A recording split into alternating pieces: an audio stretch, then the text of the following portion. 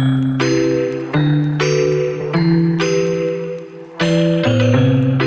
hey folks, assalamu alaikum. In this video I'm going to cover about the Amazon Braket. Okay, so what is Amazon Braket? So Amazon Braket is basically a service which helps to work on the quantum computer hardwares. Okay, or you can run the quantum computing algorithms and so on here. Okay, so what we have to do is you have to actually start your Amazon web service account. You have to go there and then you have to search for Amazon Braket. You come up here, you press the get started option, and then you have to accept a few options like, okay, you are happy to let your code be there to run on the, I would say, on the hardwares, right? There are few third-party hardwares where you can run your code, obviously quantum computing codes and algorithms. Okay, so you have to just share your consent, and then you will be able to see this like this notebook option. Okay, so you can just press this one, create a notebook. For example, we're just creating demo 1.1. Visual mode, it can be dark or light, no problem. Notebook in activity manager, that's good if we enable that. So in that case, like if one notebook is running for a while, so if it stops for a while, it's better that it gets deleted or stopped, so that there is less cost, right? So but just for the demo purpose, I'm not going to do that. Review and launch, you will see that there is a role that's going to get created, and this is the role, and the instance type is t3.medium. But if I would not have like press that one, like review and launch, I had to actually choose manually the instance type, volume, and so on. I could have chosen much better instance. Okay, but just for the demo purpose, we're just working on that. Okay, launch, right? Yeah, it is getting created, so let's wait for this to be created. Okay, so let's open this one as we're done, and we're going to check a bit of like, okay, how it works, how can we run the notebook here. Okay, just to get started with it. So let's start, and you can see it's like basically running on us.east1. And so the thing is, you also need to know like in which region it is supported currently. So it's basically on US East 1 and other few regions on US. So you have to choose that accordingly. I know we have SageMaker as well. Okay, let's get in. So we can see it's loading for a while. So yeah, start on Braket. So as soon as we go here, you see there is like something called getting started. So we are just going to talk about this one.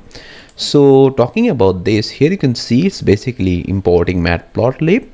And then we have, I believe if you've worked with machine learning, you have seen this one for plotting and others, and these are for importing actually the Braket SDK. I'm not sure if I can zoom in a bit. Yes, I can. That's great. Now we can see build a circuit. So here you can see this circuit is basically a circuit where we're using edge gate. Okay, and we have CNOT gate. Okay, so how it works as a whole. So it's basically like if you have worked with HGAT and CNOT, so you will know about it. Okay, so let's talk about it as a whole. So let me talk about the output prior to the output from this one. Okay, so if you check this one, for example, assume that we have 0 qubit. Okay, and we have another qubit, right? So after that, what we happened is assuming that we have 0 qubit and we have 0 qubit. Okay, so we have 2 qubits and we have one Hadamard gate, and this is something H. Okay, connected, and we have a CNOT gate. Okay, okay, so CNOT is something look like this. Okay, so we are expecting some output. Okay, let's understand what's happening. So what's happening is currently, if we just look into in this place, like in this position, what should be the output looking like? This is qubit 1, qubit 2. Assuming that it is X, it is Y. Okay, in this position, the qubit should be something like 0 0. This is how it looks. Okay, 2 qubit 0 0. It is combined and it looks like 0 0. Okay, now and after that, this is H gate, right? After it passes, like after this 0 passes through H, okay. So, and another interesting factor, if you haven't worked with qubit, it basically works like this, okay. We'll see why am I saying that. Now it will transform, and it will basically, this can be also written as this, okay, 0 0, okay, both different, you see this one. And how do we write it? X and Y, okay, this is how we write it, okay. So this is why I mentioned that it should have been YX, right? But it is not. It is basically like this, XY. So this is how it works, from below to above, right? So this is how it works. So in this stage it will be 0, and once a 0 qubit actually passes through a Hadamard gate, what happens is it becomes this one, a superposition state, right? Okay. So it should be something like 2, this 2. This is the X1, and the Y has been changed from 0 to this one, superposition. And this can be actually written, if you just go in Google or whatever platform you use, you will see this can be, in total, this both can be written as a whole. I'm not trying to explain like how it works and how the mathematical stuff works here, just going to show you how it will look like. 1 by root over 2, and another should be 0 1, okay. I believe I need more space out here, so let me just, yeah, so 2. So we have two stuffs as a whole. So what is happening, we have 1 by root over 2, 1 by root over 2 in common, no problem, but to be specific, it should be 1 by root over 2 and bracket 0 0 plus 0 1. Oh, sorry, my bad. Let me just zoom in a bit. Okay, great. 0 1, this one. So just to be specific, again it should be 1 by root over 2, 0 0 plus 0 1. Okay, this is the thing.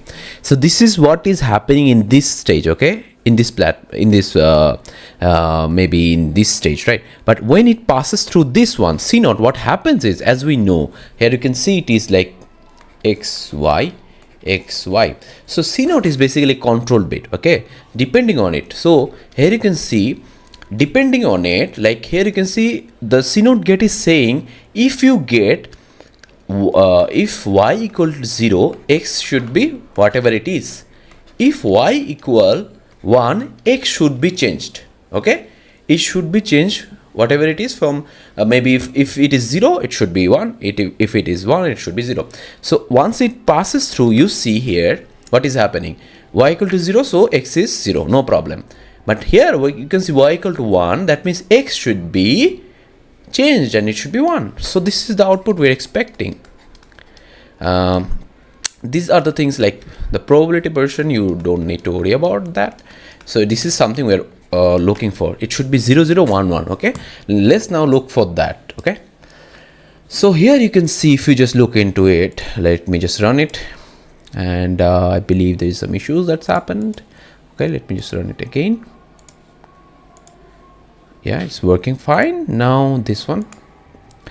And once it's like, let's wait for this one. It's worked fine, it's worked fine. Here you can see it is 1 1 and 0 0. These are the things. So basically till now we have, like as I mentioned about 0 0 1 1, those were some sort of the things like probabilities, basically how much the 0 0 or 1 1 is going to appear in. So here you can see 1 1 has the value of 516 and 0 0 is 483. If we just press it again, the value will change. You can see 510, 0 0 is 490. Every time it's changing, and this is the beauty of quantum computing. It's changing, it's not fixed. Like for normal classical computing, that is deterministic, okay? But in quantum computing, it's not deterministic, okay? So this is how it works. So you can see 0 0, now 0 0 is much more bigger, 521. So if you just press it here, so you can see 521 or something, okay, from here. If it changes, like maybe 501, again, if you just come up here and press this one, almost same, you can't get the difference out here, you can't see. So this is how it works. So this is how you can use the notebooks, and there are lots of things, right? simulations, quantum circuits, and also you can run them on different devices, right? Yeah, and here you can see that you can run your algorithms on specific the actual hardwares, right? Here you can see Amazon Web Service actually provides like SV1, TN1, and DM1. So what are that? SV1 is basically state vector simulator, and TN1 is tensor network simulator, and DM1 is density matrix simulator. Okay, so it has 34 qubit, it has 50 qubit, it has 70 qubit. But other than Amazon Web Service, there is IonQ, IQM, Quera, and RegT, who actually also provides the services. Okay, so if you want to, like for example, you want to use this device, or let me just go here in 81. Okay, so here you can see what happens. This device is processing tasks more slowly than usual. You might experience extended wait limits, wait times. Okay, you can do that. So open notebook. So then you can just run on that. But here is the thing. So here you can see the cost. So cost is depending on like $0.30 per task, and per shot it is 0.03, and per hour is 7,000, and depending on the reservation. So it's huge, right? So this is how it works, right? So but we can work on that, but as you can see, it's much more like, okay, you have to wait for a long period of time. It's mentioned. So if you want to use the SV1, it's pretty much easier, right? You can just see per minute it's like 0.075. So it's provided by Amazon Web Services, so it's a simulator, right?